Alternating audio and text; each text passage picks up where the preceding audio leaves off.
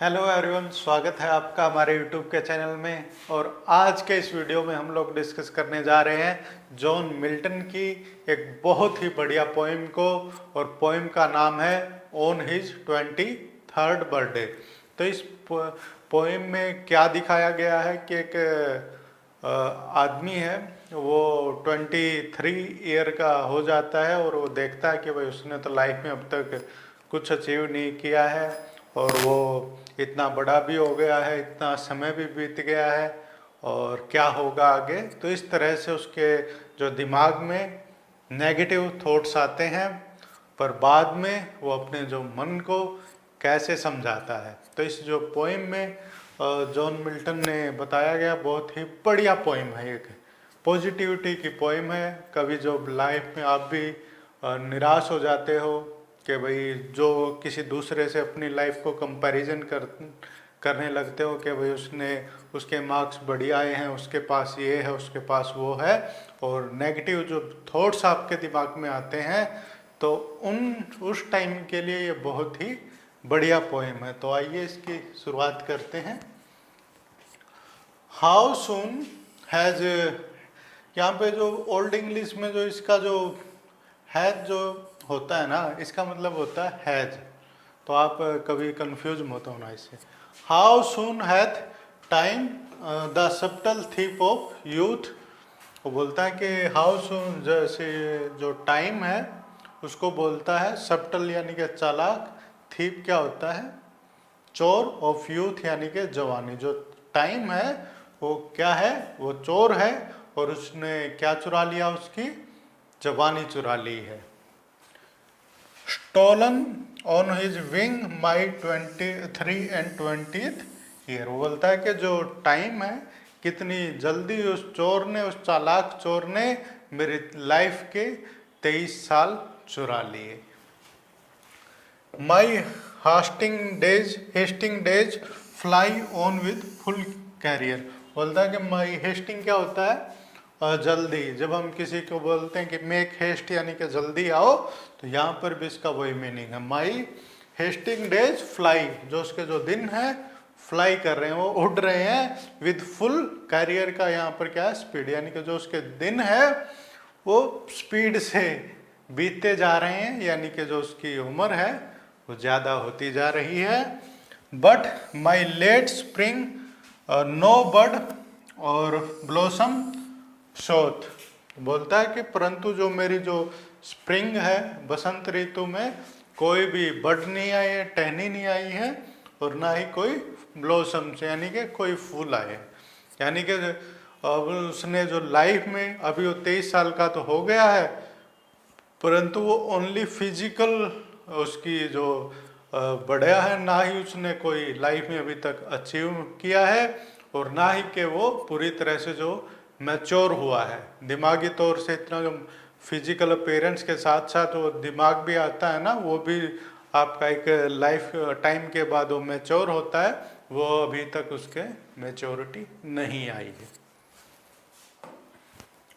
Perhaps my semblance might deceive the truth. बोलता है कि जो मेरी अपीयरेंस है कि मैं बड़ा तो हो गया है, तो क्या ये जो बड़ा होना, ये जो ट्रूथ है, शायद इसको छुपा ले। डिसीव करना मतलब धोखा देना, छुपाना, कि जो मेरी सेम्बलेंस है, मेरा जो जैसे मैं फिजिकल अपीयरेंस है वो दिखता हूँ कि दूसरों को क्या मैं चोर लगने लगूँ, मैं क्या पता।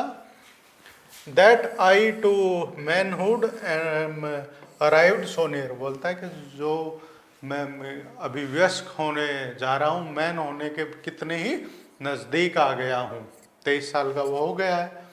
And inward ripeness doth much less appear. बोलता है कि जो इनवर्ड रिपनेस यानी कि जो पकना या परिपक्वता, कि इतना जो मैच्योरिटी, वो अभी तक डथ क्या होता है, डज मच लेस अपीयर, यानी कि इतनी आई नहीं है, इतना वो मैच्योर नहीं हुआ है, दुनिया की चीज़ों के बारे में उसको इतना ज्ञान नहीं है।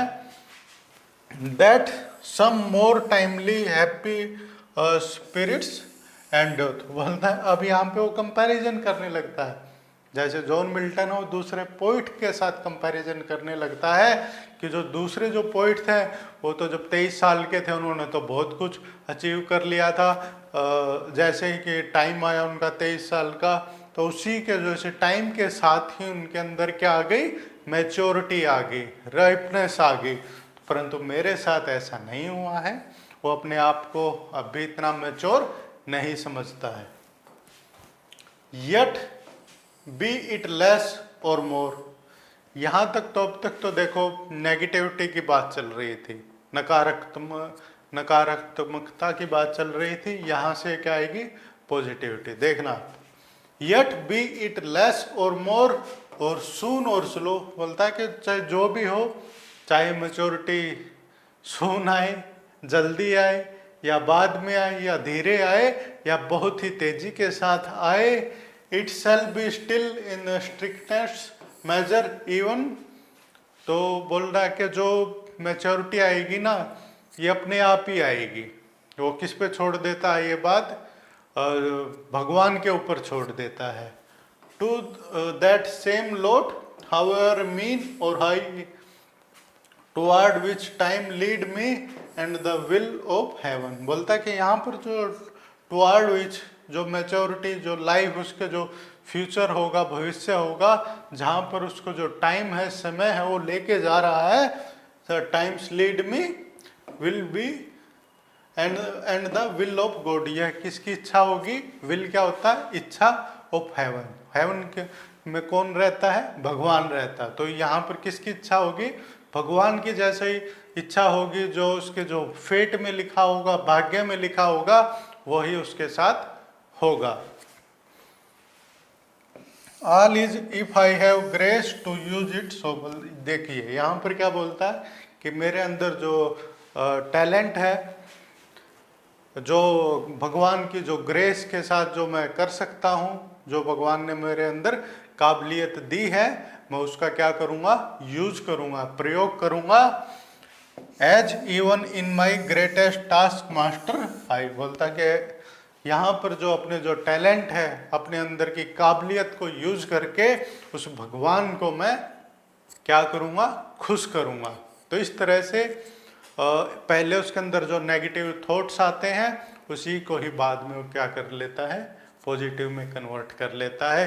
कि जो भी उसके अंदर टैलेंट है, वो अपने हार्ड वर्क के द्वारा, by the grace of the God, जो गॉड ने उसको ग्रेस दी है, उसके द्वारा वो क्या करेगा, अपने लाइफ में सफल हो जाएगा। तो इसी प्रकार से आपके अंदर भी जब भी नेगेटिव थॉट्स आते हैं कि मैं पास नहीं होऊंगा, ये नहीं होगा, लाइफ में कुछ बन नहीं पाऊंगा, तो हमेशा किस पे विश्वास रखना चाहिए, डेस्टिनी पे, भाग्य पे विश्वास रखो, गॉड पे विश्वास रखो, और क्या करो, हार्डवर्क करो, और अपने जो भी भगवान ने आपको जो टैलेंट दिया है उसका यूज करो। तो इतना ही बस इस पोएम में। मिलते हैं आपसे अगले वीडियो में, तब तक के लिए टाटा, बाय बाय।